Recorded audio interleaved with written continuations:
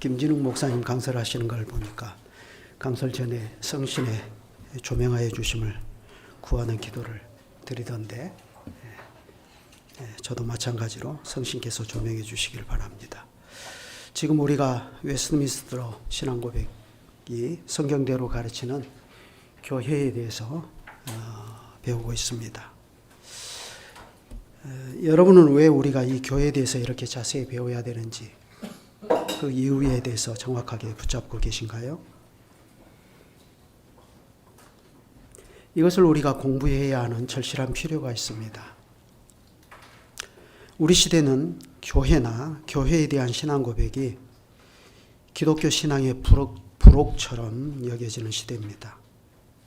그것은 제가 말씀드린 것처럼 오늘날 사람들에게 교회가 맛집 탐방의 대상으로 전락해 있는 이 사실만 놓고 보더라도 잘 알 수 있습니다. 그렇지만 본래 교회가 어디 그런 것인가요? 하델베르크 요리문답에 따르면 교회는 하나님의 아들이신 그리스도께서 세상의 처음부터 마지막 날까지 모든 인류 가운데서 말씀과 성신으로 자기 자신을 위하여 불러 모으고 보호하고 보존하시는 대상입니다. 하나님의 창조에서 종말까지 하나님의 손에서 경영되는 그 역사의 중심에 교회가 있습니다. 감히 이렇게 말해도 될 것입니다. 창조는 교회의 시작이고 종말은 교회의 완성이다. 그래, 우리가 이것만 놓고 보더라도 교회는 이것이 우리 기독교 신자들에게 결코 푸대접 받아서는 안 되는 대상이라는 것을 잘 알 수 있습니다. 하나님의 말씀대로 바르게 잘 서나가는 교회는 있으면 좋고 없더라도 별로 아쉬울 것이 없는 그런 것이 아닙니다. 네덜란드 신앙고백에 따르면 모든 사람은 참된 교회에 반드시 가입해야 할 의무가 있습니다. 여기서 주목할 점은 아무 교회나가 아니고 참된 교회에 가입해야 한다는 것입니다. 그러기 위해서 모든 신자는 무엇이 참된 교회이고 무엇이 거짓 교회인지를 진지하고도 주의 깊게 살피지 않으면 안 됩니다. 그렇지만 요즘 세상은 다원주의 세상 아닙니까? 이러한 세상에서는 교회를 두어서 참교회와 거짓 교회를 말하는 것 자체에 대해서 사람들이 거의 경기를 일으킵니다. 교회는 다 같은 교회이지 어디 교회에 참교회가 있고 거짓 교회가 있다는 말이냐. 그렇지만 현실이 어디 그렇게 되어 있습니까? 혹시 여러분 보셨는지 모르겠지만 엊그제 세계에서 가장 크다는 교회가 대한민국에 있죠. 교회당이 규모로 봤을 때 그 교회에서 수많은 교인들이 모여서 한 손에는 태극기를 들고 한 손에는 미국의 성조기를 들고 애국가를 제창하는 것을 보았습니다. 저는 그걸 보면서 과연 이 교회가 성경이 우리에게 전하고 또 우리가 신앙 고백을 따라 고백하는 그러한 보편적인 그리스도의 교회인가 하는 생각을 하게 되었습니다. 그러니 그러한 현실에서 우리는 더욱더 교회가 무엇이냐 하는 것을 되묻지 않을 수가 없습니다. 우리가 이러한 혼탁한 시대를 살고 있기 때문에 모든 사람은 참된 교회로 가입할 의무가 있다는 우리 선진들의 고백을 우리가 진지하게 붙잡지 않으면 안 되겠다는 생각이 더욱 굳어지는 것입니다. 우리가 교회가 뭔지를 성경대로 잘 배움으로써 얻을 수 있는 유익이 있습니다. 그것을 세 가지로 간단히 정리할 수 있습니다. 첫째, 우리는 교회가 뭔지를 배움으로써 하나님의 구원이 뭐냐를 비로소 알게 됩니다. 교회가 뭔지를 모르면 결국 하나님의 구원도 모르는 겁니다. 교회가 모르는 상태에서는 하나님의 구원을 단지 개인적인 것으로 이해해서 예수 믿고 홀령이 나중에 천국에 가는 거, 그것밖에는 안 되는 겁니다. 그렇지만 교회가 뭐냐 하는 것은 우리가 하나님의 구원이 뭐냐를 이해시키는 데 있어서 마지막 퍼즐과도 같은 것입니다. 우리가 하나님의 구원을 바르게 이해한다는 것은 이 구원에 합당하게 우리가 이 세상을 그리스도의 백성으로 존재하며 그리스도의 백성으로 기능하며 사는 문제와 직결되는 것입니다. 흔히 이교 세계에서 말하는 것처럼 하나님은 우리들의 개인적인 수호신이 결코 아닙니다. 참 하나님이시고 참 사람이신 그리스도는 교회의 머리이십니다. 그것도 유일한 머리이십니다. 이 지구상에 흩어져 있는 모든 교회가 하나일 수 있는 근거는 이 교회의 머리가 그리스도, 그분이 까닭입니다. 반면에 우리 믿는 자들은 이 그리스도의 몸의 지체로 존재합니다. 나는 지금 이 교회의 살아있는 지체이며 영원히 그래야 할 것을 믿습니다. 여러분, 바로 이 고백이 하나님의 구원이 뭔지를 정당하게 교회론을 통해서 배운 사람들이 고백하는 것입니다. 그렇다면 오늘 우리도 나의 존재와 나의 정체성이라고 하는 것을 하나님 앞에서 이렇게 늘 고백하고 있습니까? 흔히 예수 믿는 신자를 가리켜서 그리스도의 제자라 하지요. 여러분은 제자이십니까? 그렇지만 우리가 그리스도의 제자라고 하는 이 사실은 우리가 머리 대신 그리스도의 몸인 교회의 살아있는 지체라는 이 사실과 결코 동떨어져 있지 않습니다. 지난 첫 번째 시간에 우리가 배운 것처럼 예수 그리스도께서는 낮아지고 높아지신 두 지위에서 삼중직을 행하셨습니다. 그런데요, 그리스도께서는 바로 그분의 교회의 선지자로서 사역하셨고 그분의 교회의 제사장으로서 대제사장의 직무를 감당하셨고 그분은 그분의 교회의 왕으로서 그 직분을 행하셨습니다. 물론 그리스도의 왕국에서 권능의 왕국이 있고 은혜의 왕국이 있다는 걸 제가 몰라서 하는 말이 아닙니다. 심지어 그분이 십자가에서 죽으시고 부활하신 것도 교회의 머리로서 행하신 겁니다. 이것은 교회의 지체되는 우리가 그분 안에서 의롭다함을 얻고 또 그분의 은혜로 우리가 보존이 되고 심지어 마지막 날에도 우리가 죽은 자들 가운데서 부활할 것을 확신시키려고 그렇게 하셨다는 겁니다. 그리스도께서 하나님 우편에 오르시고 하늘과 땅의 모든 권세를 받으신 영광의 주로서 만물을 그 발 아래 두고 다스리는 것도 자기의 교회를 모으고 보호하시며 보존하시는 그 일의 일환입니다. 대여리문답을 작성해서 만대의 교회에 이 귀중한 가르침을 준 여리문답의 선배 목사님들이 성경을 몰라서 이렇게 가르쳤을까요? 그러니 하나님과 사람 사이에 유일한 중보이신 사람이신 그리스도, 그분의 중보사역의 수혜는 통상적으로 이 보편적인 보이는 교회의 회원들만 누릴 수 있습니다.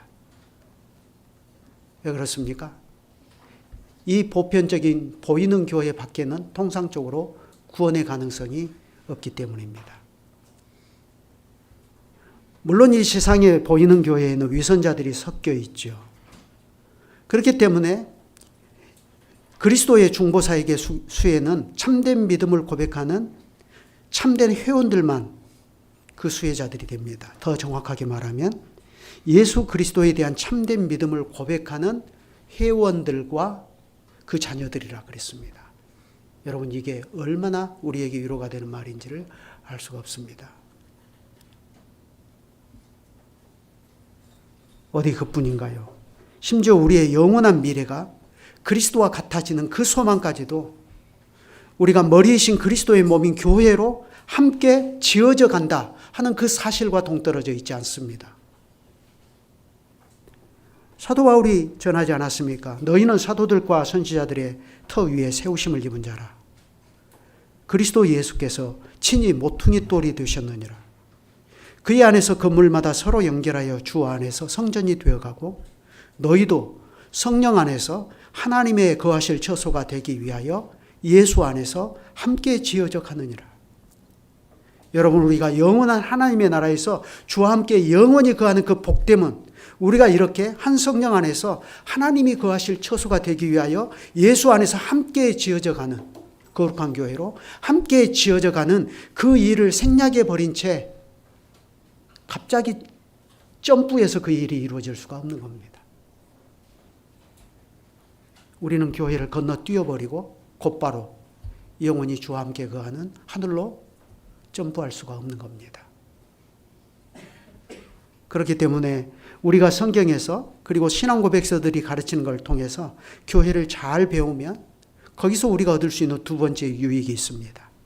그게 뭘까요?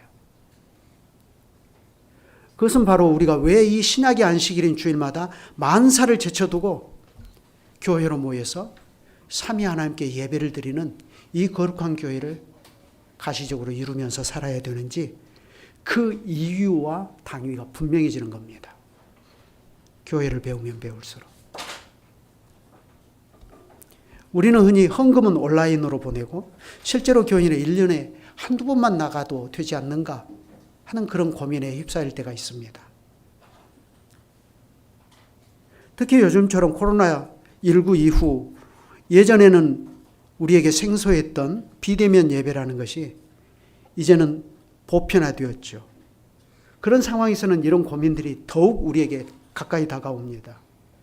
굳이 차를 타고 먼 거리를 이동해서 교회로 꼭 회집해야만 하는가?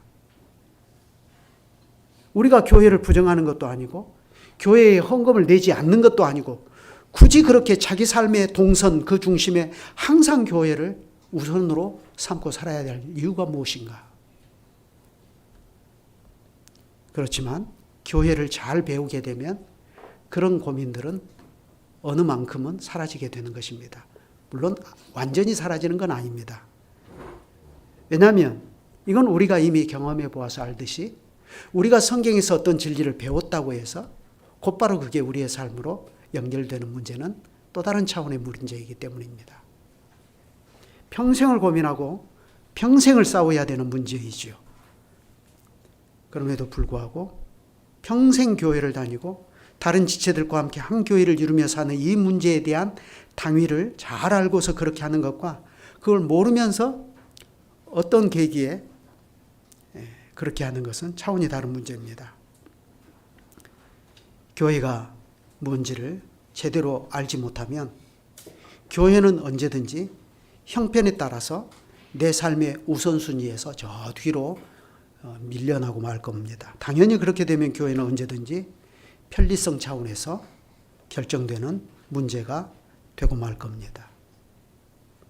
세 번째, 교회를 잘 배우면 거기에서 인생의 바른 의미와 개인 생활의 목적이 어디에 있는가를 깨달을 수 있습니다. 그리고 이 문제는 우리에게 절실한 문제인데 왜 우리가 이 시대의 은혜개혁교회를 굳이 이렇게 이루고 살아야 되는지 그 당위도 잘 가르쳐 줍니다. 주 381년 니케아 콘스탄티노플 신경에 따르면 우리는 하나이며 거룩하고 보편적이며 사도적인 교회를 믿습니다. 그러면 이것이 우리 개인 생활의 목적과 어떻게 연결되죠? 우리는 그 연결 지점을 잘 붙잡고 있습니까? 여러분, 우리는 신앙 고백이 우리의 개인 생활과 별개라고 생각하면 안 됩니다. 신앙 고백은 우리가 교회로 가입하기 위한 하나의 통과 의례가 아닙니다. 우리의 신앙 고백은 그 자체가 우리의 삶을 견인하는 것이고 실제로 그렇습니다. 여러분, 우리는 고백자들입니다. 그 말은 우리가 고백자들로서 이 세상을 살아가는 사람들이라는 뜻입니다. 지금 우리가 수요일날 묵상하고 있는 베드로전서의 가르침만 놓고 보더라도 너무나 잘 알 수 있지 않습니까? 우리가 삼위 하나님에 대한 믿음을 고백하고 더 나아가 우리는 삼위 하나님의 사역의 결정체로서 교회를 고백하기를 나는 하나이며 거룩하고 보편적이며 사도적인 교회를 믿습니다 하면 그건 곧바로 그러한 교회의 지체로 내가 존재한다는 것을 담보하는 것이고 그러한 교회의 지체로 존재하기 위해서 이 세상에 사는 동안 내가 치열하게 전투하며 사는 것을 의미하는 것입니다. 왜냐하면 방금 우리가 고백하는 이러한 교회는 이 세상에서 한때 잘 보이기도 하다가 또 어떤 때는 아주 시야에서 흐려져 버려서 도무지 세상에 이런 교회가 보이지 않게 되는 그런 상황에 우리가 직면하기도 하기 때문입니다. 바로 그 점에서 교회는 보이는 교회와 보이지 않는 교회다 하는 표현으로 말로 그렇게 표현되기도 한다는 것을 여러분이 이미 잘 알고 계십니다. 문제는 세상 어디를 가나 오직 하나인 거룩하고 보편적이며 사도적인 교회가 천지에 널려 있는 상태라면 그런 상태에서는 우리가 이 교회를 이루고 살려는 것이 훨씬 좀 수월해질 수도 있을 것입니다.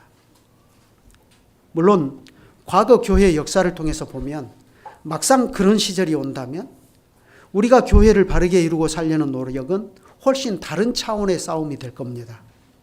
예를 들면요, 주 313년 로마의 콘스탄티누스 황제가 밀라노 칙령으로 교회에 대한 탄압을 공식적으로 중단한 이후부터 갑자기 찾아온 평화의 시대는 교회를 그때부터 세속화의 물결 속으로 밀어넣어 버렸습니다. 그러니 그러한 상태에서는 참된 교회를 이루려는 노력은 이전과는 전혀 다른 싸움의 양상으로 바뀌지 않았습니까? 그전에는 근근히 박해를 견디고 나가는 것이었다면 이제는 급격한 세속화로부터 교회의 순수성을 지키고 나가는 문제로 싸움의 본질이 바뀌는 것입니다. 그런 것을 보며 어느 시대고 교회는 전투하는 교회로서의 싸움을 멈춘 일이 없습니다. 단지 싸움의 대상이 바뀔 뿐입니다. 특히나 요즘처럼 교회의 세속화가 두드러지고 그래서 하나인 거룩하고 보편적이며 사도적인 이러한 교회를 좀채 보기 힘든 시절이고 심지어 인구 1000만이나 되는 이 서울이라는 대도시에조차도 그러한 교회를 손에 꼽을 정도라면 그건 오직 하나인 거룩하고 보편적이며 사도적인 교회를 믿는 우리에게 우리 개인 생활의 목적과 의미가 어디에 있는가를 필연적으로 되돌아보게 하는 것입니다. 과연 이런 교회가 존재하지 않더라도 우리는 괜찮은 것입니까? 나 혼자 잘 먹고 잘 살기만 하면?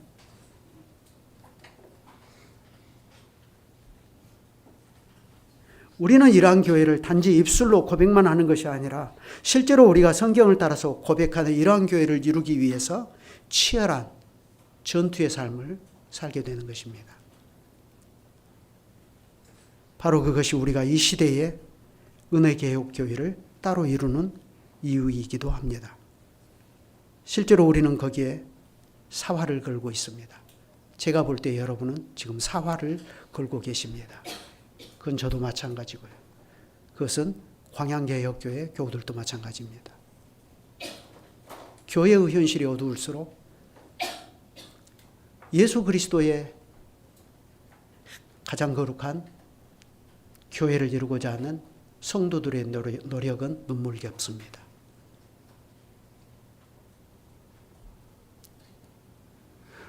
왜냐하면 우리는 이러한 참된 교회에 나만 아니라 내 자녀들과 그 자녀의 자녀들의 미래까지도 달려있다고 인식하는 까닭입니다. 당연히 그것은 하나님의 약속에 근거한 것입니다. 하나님께서 선지자 이사야를 통해서 약속하셨습니다. 내 위에 있는 나의 신과 내 입에 둔 나의 말이 이제부터 영영토록 내 입에서와 내 후손의 입에서와 내 후손의 후손의 입에서 떠나지 아니하리라. 이사야 59장 21절입니다. 우리가 하나님께서 우리에게 하신 이 약속에 의지하여 우리의 일생을 순수한 복음 강서를 따라서 그렇게 거룩한 교회를 겸손히 이루고 살아가면 그 안에서 나고 자라는 우리의 자녀들은 그만큼 하나님께 복받은 것이 사실입니다. 복음은 이것을 믿는 자와 그 자녀들까지 복음의 수혜자들로 지목하는 까닭입니다. 그래서 그리스도의 중보자에게 수혜자들이 누가 되는 것이냐 할 때 그리스도를 참된 믿음으로 고백하는 자들과 그 자녀들이다 라고 우리 신앙의 선배들이 가르친 것은 참으로 의미심장한 것입니다. 그래서 우리가 첫 번째 시간에 보았던 것처럼 웨스트민스터 신앙고백 대의리 문답은 복음을 듣고 보이는 교회 안에서 생활하는 사람이 다 구원받는 건 아니고 오직 보이지 않는 교회의 참된 회원만 구원받습니다. 보이는 교회는 이 세상은 모든 시대와 모든 장소에서 참된 믿음을 고백하는 모든 사람들과 그들의 자녀로 이루어집니다. 하고 이렇게 고백해요. 이게 교회를 아는 사람들의 고백입니다. 참된 믿음을 고백하는 부모와 언약의 자녀가 함께 참여하는 교회는 그리스도의 나라이자 하나님의 집이며 하나님의 권속입니다. 교회는 하나님께서 아버지가 되셔서 그의 백성을 돌보시는 것이고 따뜻한 사랑과 사귐을 나누는 곳이라는 말입니다. 그러니 그러한 교회에 나와 내 자녀가 포함되어 있다 하는 이 사실이 함의하는 것은 참으로 클 수밖에 없습니다. 그렇기 때문에 우리가 성경에서 교회를 잘 배우면 그 사람은 교회를 손쉽게 이래도 되고 저래도 되는 삶의 영역으로 결코 치부해 버릴 수가 없을 것입니다. 예수님께서 우리를 위하여 십자가를 지실 때에 그분은 겟세마네에서 기도하셨습니다. 거룩하신 아버지여, 내게 주신 아버지의 이름으로 그들을 보존하사 우리와 같이 그들도 하나가 되게 하옵소서. 그러면서 그 밑으로 내려가서 또 이렇게 기도하셨습니다. 아버지여, 아버지께서 내 안에 내가 아버지 안에 있는 것 같이 그들도 다 하나가 되어 우리 안에 있게 하사 세상으로 아버지께서 나를 보내신 것을 믿게 하옵소서. 내게 주신 영광을 내가 그들에게 주었사오니 이는 우리가 하나가 된 것 같이 그들도 하나가 되게 하려 함이니이다.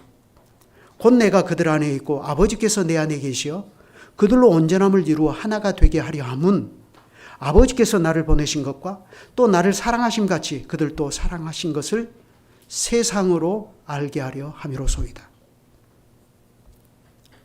예수님은 우리가 다 삼위 하나님처럼 하나가 되게 해달라고 성부께 기도하셨습니다.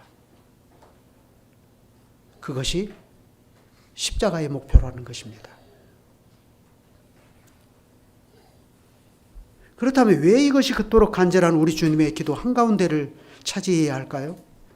주님의 말씀에 따르면 이 문제는 그리스도께서 아버지의 이름으로 우리를 보존하여 주시는 목표입니다. 동시에 아버지께서 아들에게 주신 영광을 그리스도께서 우리에게도 주어 우리로 하여금 그리스도의 영광을 알아볼 수 있도록 하는 계시의 목표가 됩니다. 이것은 교회의 일치와 하나됨입니다. 물론 그것은 거룩하고 보편적이며 사도적인 것과 떼어놓고 생각할 수 없습니다. 그리스도의 교회는 반드시 유일한 머리이신 그리스도 안에서 하나가 되어야 합니다. 마찬가지로 우리가 서로 사랑하는 것도 오직 그리스도의 진리 안에서 사랑하는 것입니다. 그러니 우리가 그리스도에게서 사랑을 배워서 서로 사랑함으로 이루고 나갈 교회의 일치를 그리스도 밖에서 그리스도를 도외시한 채 시도하는 것에 대해서는 우리가 반드시 분별하고 배격해야 합니다. 지금 WCC 세계대회가 인천 송도에서 열리고 있죠. 우리가 거기에 참여하지 않는다는 것을 그 이유를 우리는 분명히 붙잡고 있어야 됩니다. 그렇지만 그리스도 안에서 하나됨은 이 말세에 아버지께서 아들로 말미암아 우리에게 아버지의 영광과 아들의 영광을 알게 하시는 계시의 참된 목적입니다. 동시에 이것이 또한 하나님께서 그 아들 안에서 교회를 보존하시는 진정한 목적입니다.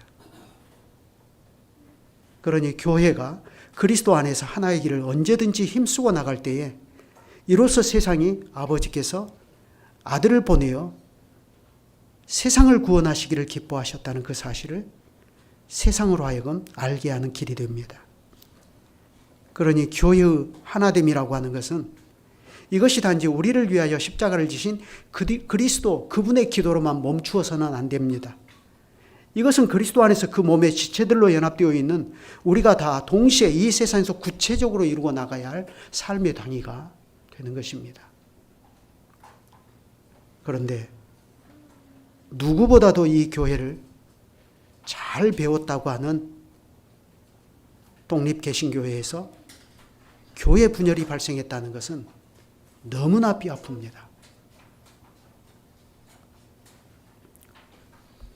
예수님께서 말씀하셨습니다.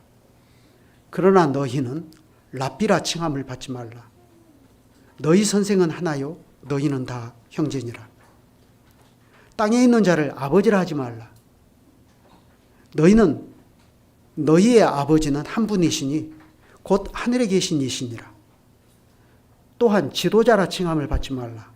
너희의 지도자는 한 분이시니 곧 그리스도시니라.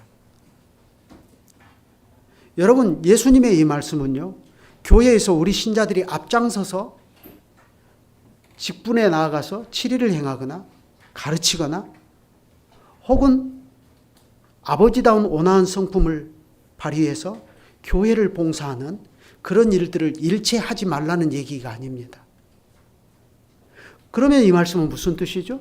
이 말씀은 그 당시 서기관들과 바리새인들이 모세의 자리에 앉아 있는 것을 예수님께서 보시고서 하신 말씀입니다. 따라서 이 말씀의 뜻은 교회 안에서 아무도 하나님의 자리를 차지하지 말라는 얘기입니다. 자기 스스로 그렇게 해서도 안 되고 다른 사람들이 그를 하나님의 자리로 추대해서도 안 된다는 것입니다.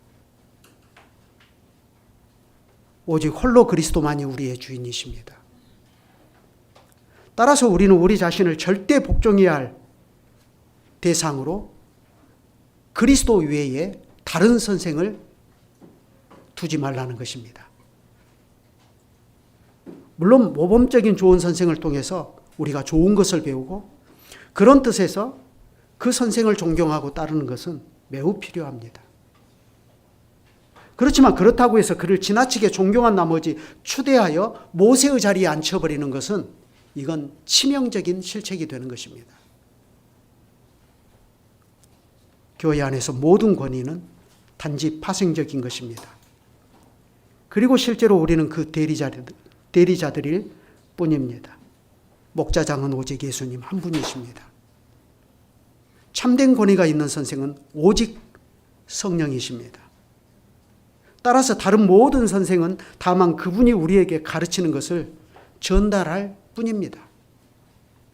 하나님이 우리의 아버지이십니다.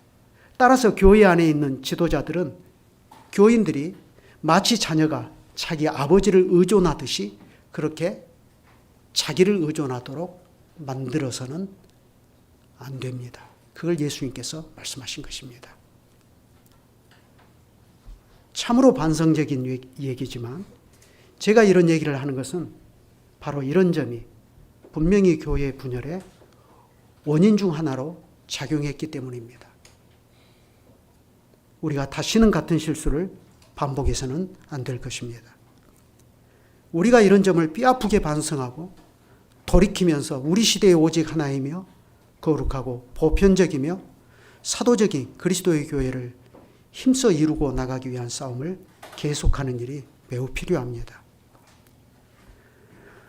고 최낙재 목사님의 고백처럼 우리는 돌이키고 돌이키며 또 돌이키고 돌이키는 삶을 살 때에 언제든지 우리는 우리의 구세주와 주님이신 그리스도 그분에게 더 가까이 다가갈 것입니다.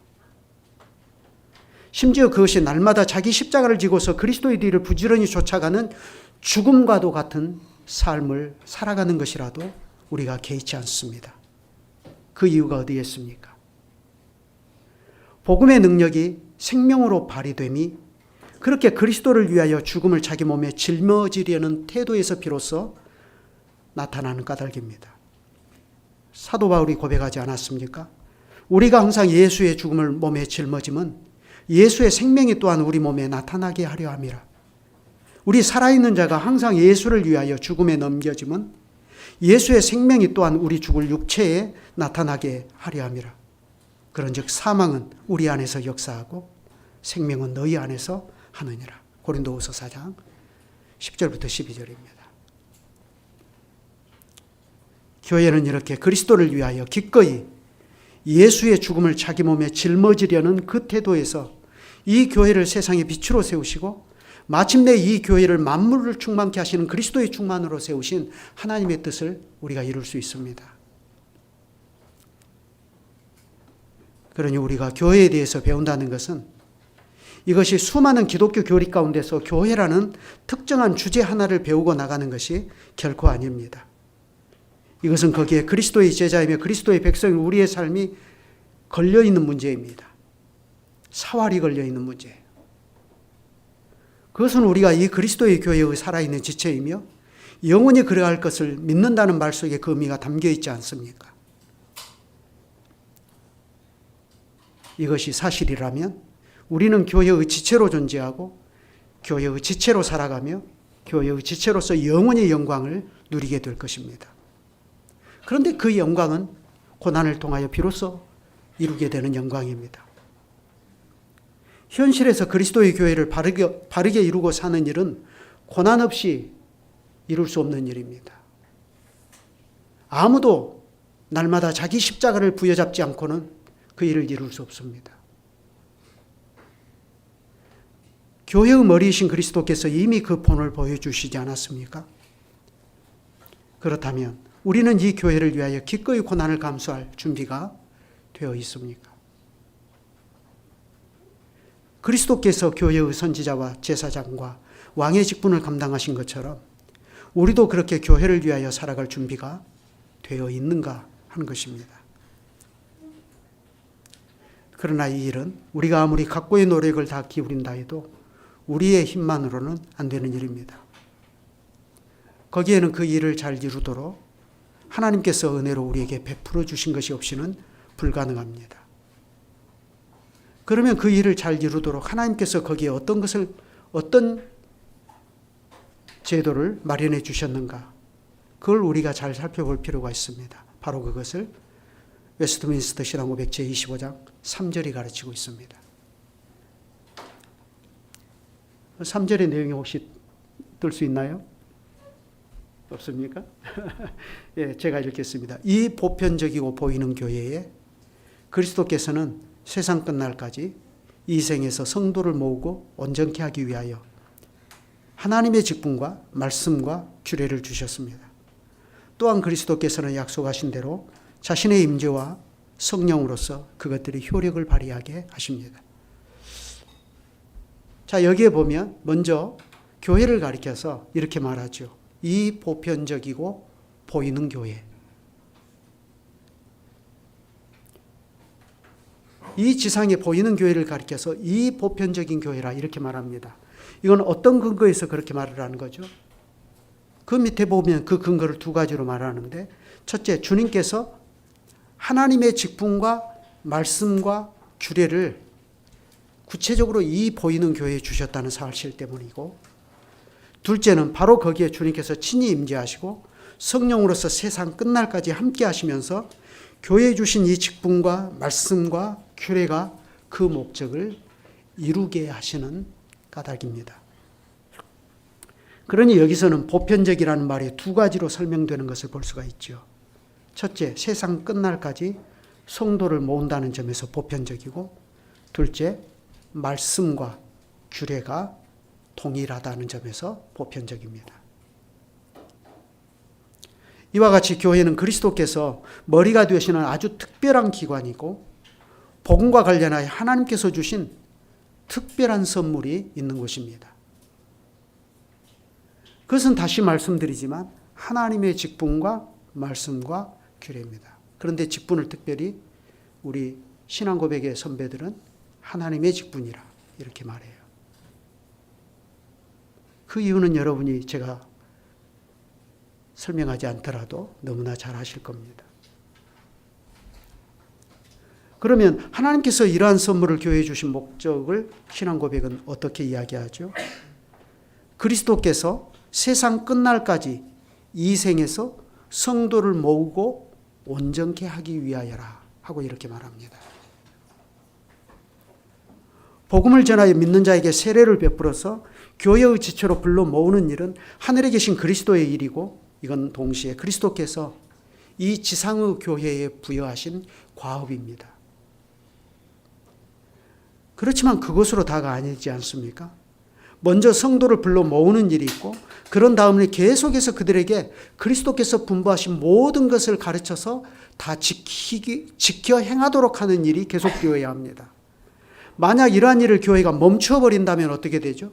신자들은 만성적인 유아의 상태에 머물러 버릴 겁니다. 그렇게 되면 그들은 그리스도로 만족하기보다는 세상의 헛된 것으로 만족하며 온갖 거짓된 이 세상의 풍조 앞에서 흔들리게 될 것입니다. 그러니 교회는 계속해서 성도를 온전케 하며 한 몸으로 세워나가는 그 일을 중단 없이 계속해야 한다는 것입니다. 그래 바로 그 일을 위해서 그 일이 지속되며 또한 그 목적을 중단 없이 이루도록 하나님께서는 교회에 하나님의 직분과 말씀과 규례를 주셨고 거기에 더하여서 그 일을 위해서 친히 세상 끝날까지 함께 하시면서 직접 그 일을 진두지휘하실 것을 약속하셨다는 사실입니다. 하늘과 땅의 모든 권세를 내게 주셨으니 그러므로 너희는 가서 모든 족속으로 제자를 삼아 아버지와 아들과 성령의 이름으로 세례를 주고 내가 너희에게 분부한 모든 것을 가르쳐 지키게 하라. 볼지어다 내가 세상 끝날까지 너희와 항상 함께 있으리라 하시지 않았습니까? 여러분 특별히 이 말씀에서 세상 끝날까지라고 있습니다. 그렇다면 이 말을 뒤집어서 생각해 보면 어떤 의미가 되죠?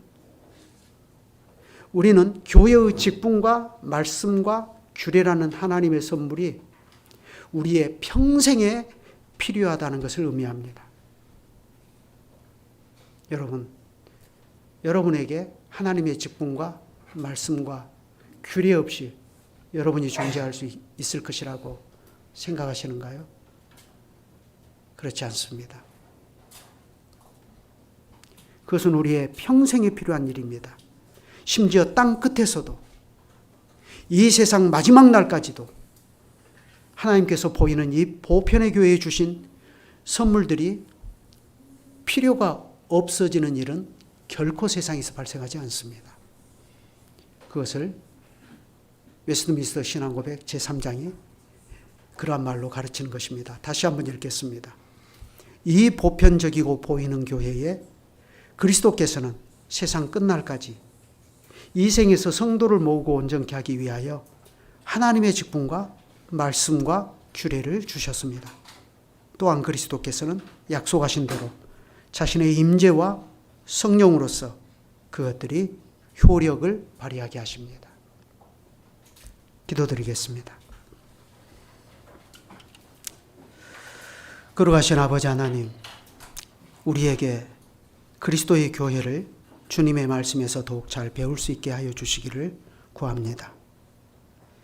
교회에 대한 배움이 수많은 기독교 교리 중 하나로 인식되고 그래서 그것이 박죄된 신앙으로 굳어져 버리는 것이 아니라 나도 지금 이 교회의 살아있는 지체이며 영원히 그리할 것을 믿습니다 하고 고백하는 그 아름다운 믿음으로 우리 안에서 언제든지 재생되게 하시고 이것이 우리의 삶을 언제든지 견인하는 것이 되게 해 주시기를 구합니다.